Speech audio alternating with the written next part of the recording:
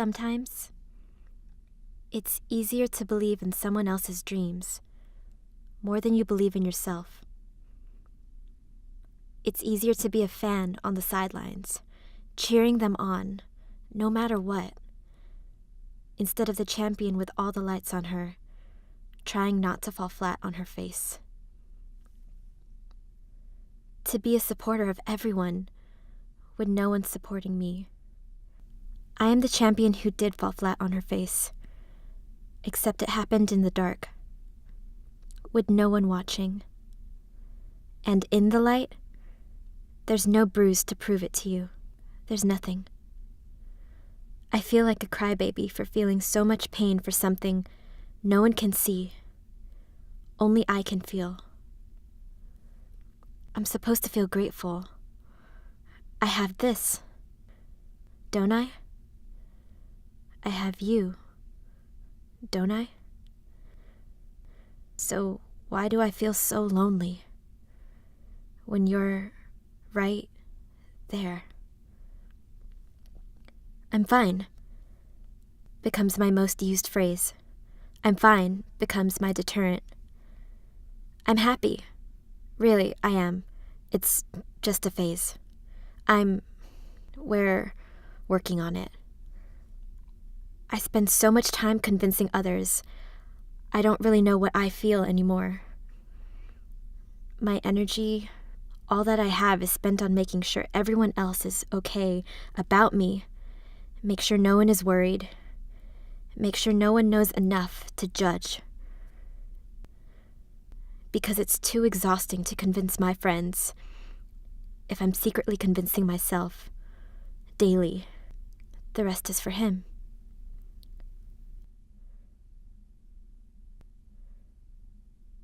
It becomes easy to make it all for him. He's taken over as the center. Except, is it taking over if I let him? I don't see my needs anymore. I don't see my own joy. He is the center. If I eat, it's so I'm still around for him. If I died, it's an inconvenience for him because who will take care of him? No one will love you the way I do, he tells me. So if he dies, who will love me? Hijacked. My mind has been wired to put him first. If I were to process the pain, it would mean he's the villain, so I look for ways I can grow. I look at my insecurities and irritations and believe if I can fix those, none of this will be a problem anymore. I pressure myself to stay numb and stagnant, waiting. To keep the peace. I become hypersensitive to what aggravates him and see it as a flaw I can fix, instead of a conversation we could have had. I'm irritated, but I don't want to lose everything we have worked on. I don't want to lose him. It keeps happening. It's become normal. I know the drill. I love him, but I don't know if I like him. Tolerance. I've learned how to survive. How to stay afloat even if there's water in my lungs while making sure he doesn't go under either. Ride or die, right? Right? The boundaries between my goals and his blur. My needs and his blur. My thoughts and his blur. It keeps happening, and I fight my own mind now. I'm fine. When your heart and your mind are on two different pages, who do you listen to? When there's a storm and I go under, I live for the sunny morning where I wake up on the beach, still alive. I live for these moments. They remind me of the beginning. The soft moments are my drug. The fleeting moments of intimacy where I feel maybe you really could be mine. Those keep me going. I'm waiting for this horrible phase to be over. But a sinking part of me fears, what if the beginning was the phase? The rest is just reality. I'm tired of reposting old happy memories. When did we forget how to make new ones? I dream of a fantasized future with you. A beautiful place. But I keep waking up. I existed in the potential, but never in the present. And in the present, you're not here. Wake up. I'm so thankful for him, and I miss him are the most common phrases in my journal. My gratitude for you has been sleeping with my loneliness, and we've made a mess. There are times when I listen to my pain.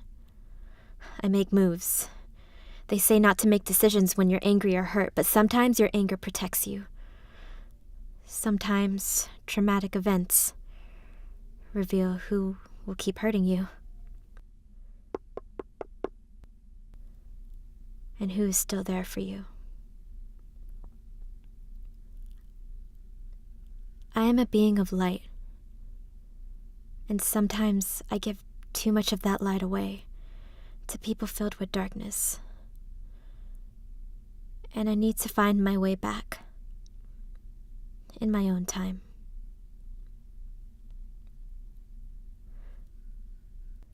You can truly care for someone from afar. You can love me from afar. Being in someone's life doesn't always mean you have their best interests in mind if you're only there to take and only give when it's convenient. I've been alone for a long time, and I know it. I've had moments where I realized I was happier doing mundane tasks at work than I am around you. Because at least at work, in a way, I'm working on myself, and not you. I have more authentic smiles for my coworkers than for you.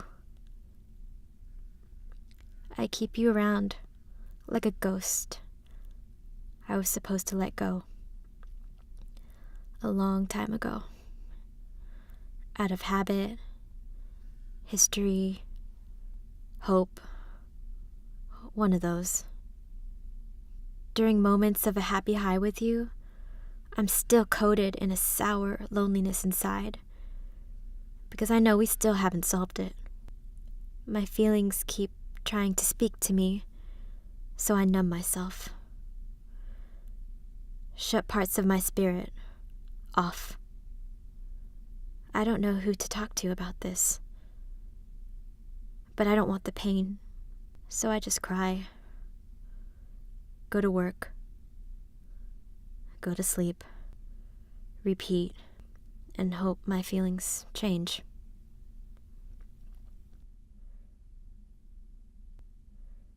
In March, I lost a best friend who became a stranger. The woman I was around you when we were truly happy together no longer exists. And mourning the death of two living beings who no longer have a connection is the hardest part for me.